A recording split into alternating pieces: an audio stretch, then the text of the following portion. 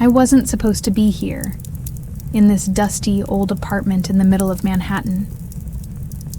It wasn't the glamorous New York life I had imagined when I moved here 3 months ago. But life had a funny way of rewriting plans, and now I found myself in a secondhand apartment, staring at peeling wallpaper and creaky floors. The first time I found the box, I didn't think much of it. It was hidden in the back of a closet I was cleaning out. A small, weathered wooden chest, covered in layers of dust. It was the kind of thing you see in movies, the kind that holds secrets no one is supposed to know. But this was real life, and real life didn't have mysteries like that. Or so I thought. Curiosity won out. I pulled it out, sat cross-legged on the floor, and popped it open. Inside, there were letters. Dozens of them, tied neatly with a faded blue ribbon. The edges of the papers were yellowed, the ink slightly smudged from time. They smelled faintly of lavender and age. I untied the ribbon and picked one up, the handwriting elegant and looping. It was addressed to Robert. No last name, no return address, just Robert. And at the bottom of the letter, a name. Evelyn. Dear Robert, the city feels empty without you. Every corner of this apartment reminds me of you. Your laugh, your touch, the way you'd leave your coffee cup on the windowsill no matter how many times I told you not to. I can't seem to let go, even though I know I should. Please come back to me. Love, Evelyn. I set the letter down, my fingers trembling. It was heartbreak on a page, raw and unfiltered. Evelyn's words felt like they carried the weight of 1,000 emotions. Who was she? Who was Robert? And why did these letters feel so alive, so desperate, like they had been written yesterday? Over the next few days, I couldn't stop thinking about the letters. I'd read one before bed, then another over breakfast. Each one told a story, piece by piece, about Evelyn and her love for Robert. She talked about their late-night talks, the way he would hum to himself while cooking, and how she could never stay mad at him for long. But there was sadness, too. Evelyn's tone shifted in the later letters. There were apologies, regret, and questions left unanswered. Something had happened, but I didn't know what. The last letter was the most haunting. Dear Robert, I've decided to stop writing. Maybe this is what you wanted all along. To disappear, to fade into the background of this city that swallowed us whole. But I'll never forget you. Not the way you made me laugh or the way you broke my heart.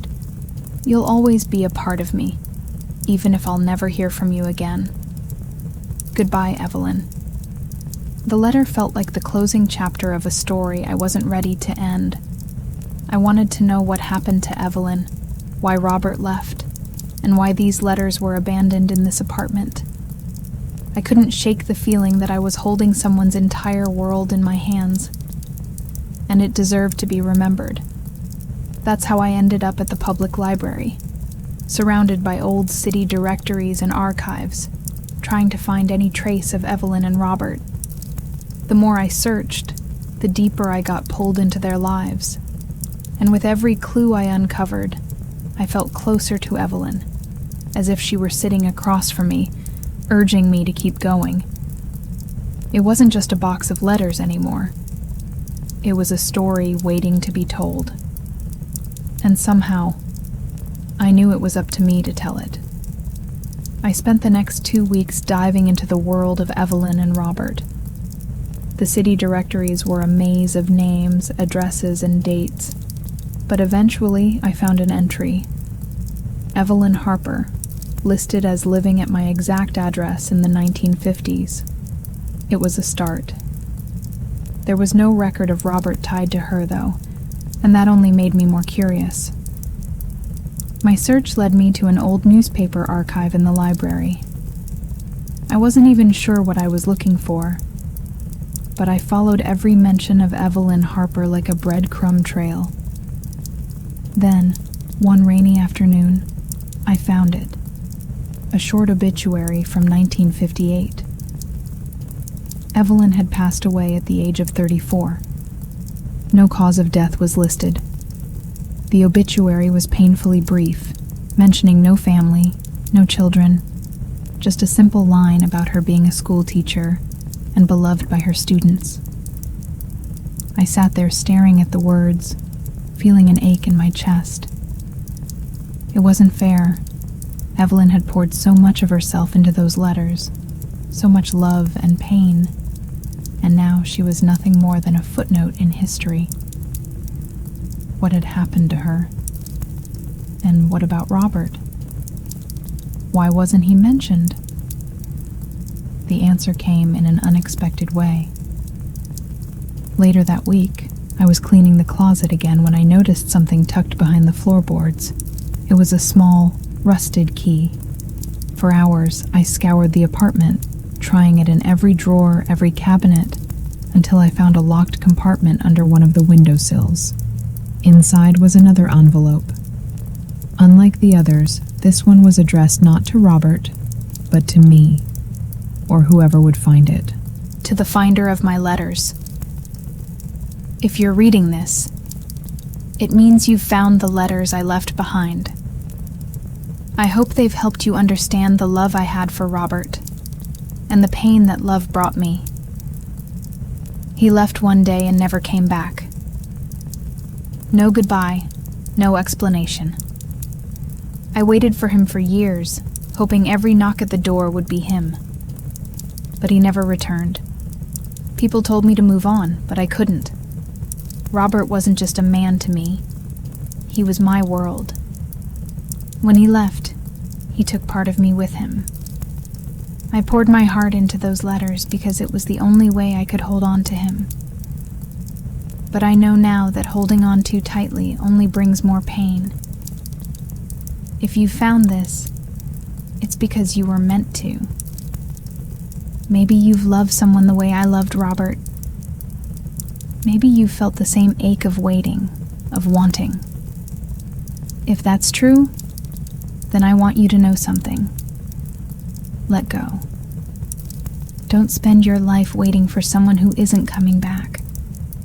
Don't let love that's gone keep you from living the life you still have.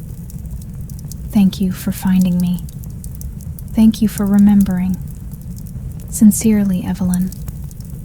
I sat there on the floor, the letter trembling in my hands, tears streaming down my face. Evelyn's story wasn't just about loss. It was about learning to let go, about finding the strength to move forward even when it felt impossible. And in that moment, I realized she wasn't just writing to anyone who found her letters. She was writing to me. For months, I had been holding on to my own heartbreak, stuck in the same cycle Evelyn had lived through. A failed relationship, a man who left without warning, and a wound I didn't know how to heal. But Evelyn's words felt like a hand reaching out to me, pulling me out of the darkness. I decided then and there to honor her story. I donated her letters to a historical archive, ensuring they'd be preserved for others to read and learn from. And for the first time in months, I walked through the streets of New York with a sense of peace. Evelyn's voice had guided me to something I didn't know I needed: closure. Her story was no longer a mystery. It was a lesson, a gift. And though she was gone, her words would live on, not just in my heart, but in the hearts of anyone who needed to hear them.